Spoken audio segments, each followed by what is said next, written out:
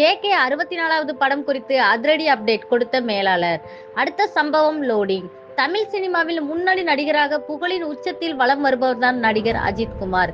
இந்த வருடம் ஆரம்பத்தில் அஜித்தின் விடாமுயற்சி மற்றும் குட் பேட் அக்லி என 2 படங்கள் வெளியானது. இதில் கடைசியாக வெளியான குட் பேட் அக்லி மிகப்பெரிய வெற்றியை பெற்று தந்தது.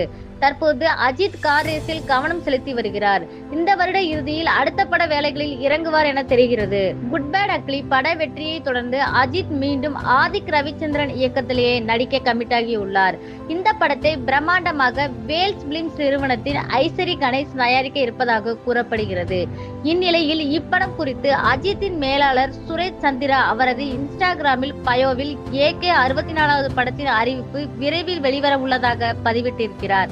தற்போது இந்த பதிவு அஜித் ரசிகர்களுக்கு பெரும் எதிர்பார்ப்பை ஏற்படுத்தியுள்ளது. இது போன்ற சினிமா செய்திகளை உடனுக்குடன் தெரிந்து கொள்ள நம்ம சேனலை சப்ஸ்கிரைப் பண்ணுங்க. அப்படியே மறக்காம பெல் ஐகானை கிளிக் பண்ணுங்க.